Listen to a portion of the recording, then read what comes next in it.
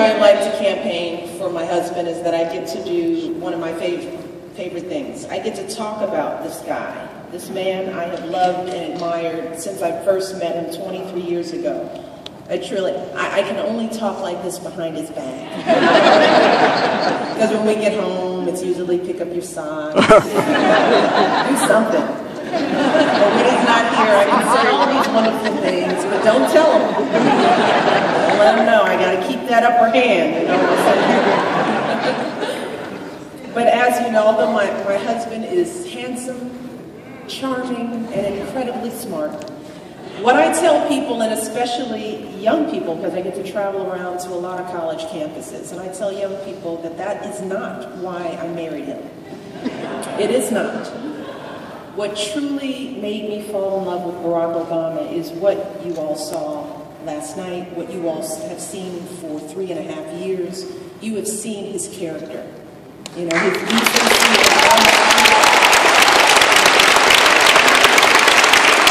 you've seen his compassion and his conviction.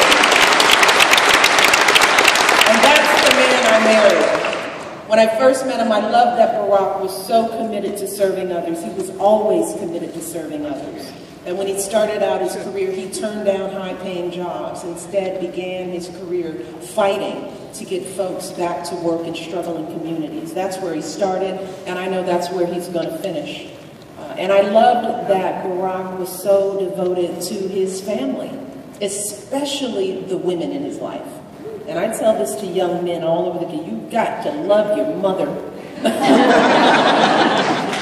That's it.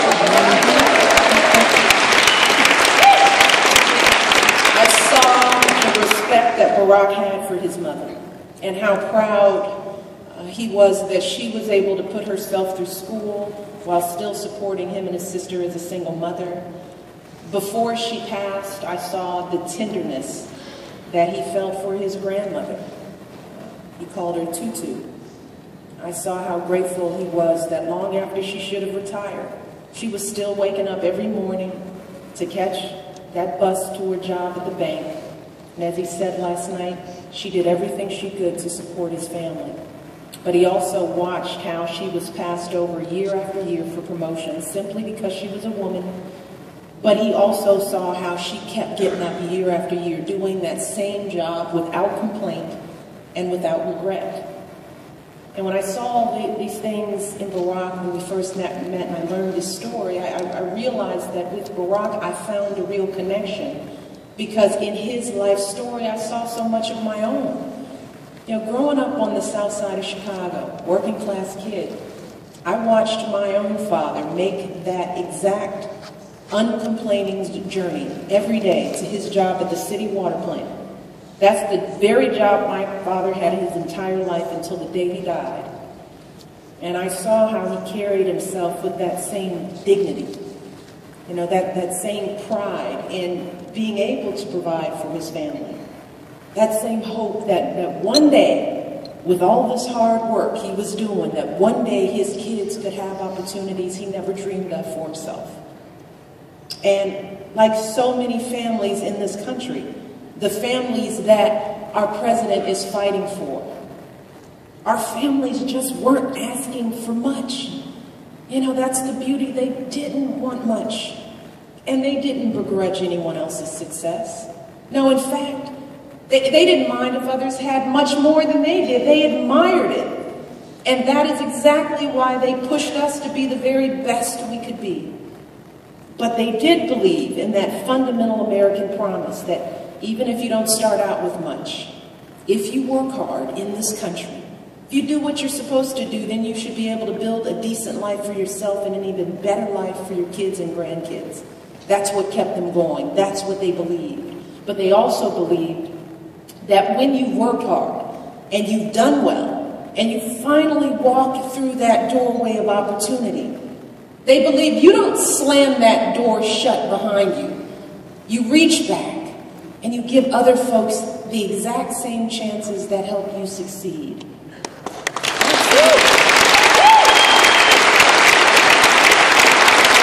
We want to leave for our kids and our grandkids. And let's talk a bit about that America. And I know it. We believe in an America where every child, no matter where they're born or how much money their parents make, every child in this country should have access to good schools, you know, the kind of schools that push them and inspire them and prepare them for college and jobs in the future. We believe in an America where no one goes broke because someone gets sick. You know, no one loses their home because someone loses a job. Not in the America we're working to build. We believe in an America where we all understand that none of us gets where we are on our own. None of us.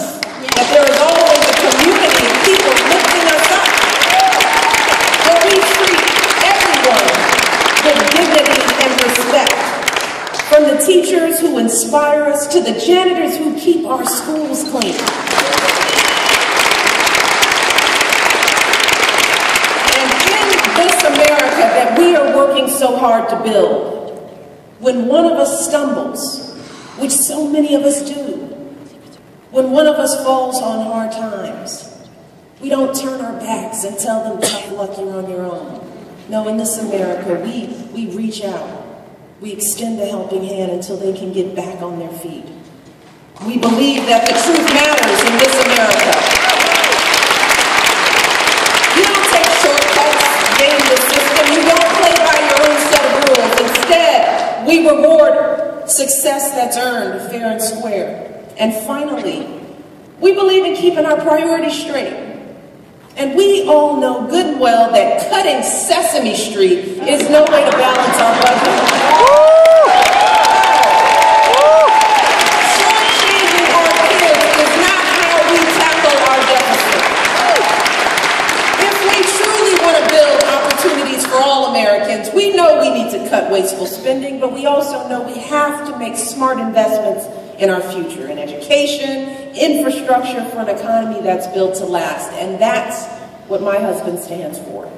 That's the country he has been working to build for the last 3.5 years. Those are his values. And over the past 3.5 years as First Lady, I've seen up close and personal what being president really looks like and how critical those values are for leading this country.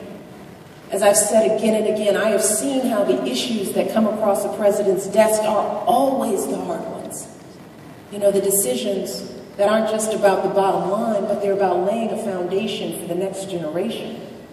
And I've seen how important it is, oh, so important to have a president who doesn't just tell us what we want to hear, but who tells us the truth even when it's hard, especially when it's hard.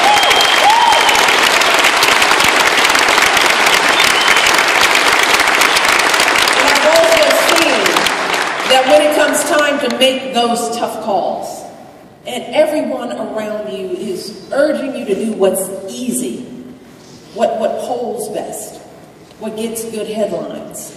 As president, you have to be guided by the struggles, hopes, and dreams of all of the people you serve, and that is how you make the right decisions for this country. That's what it takes to be president of the United States. That's what it takes.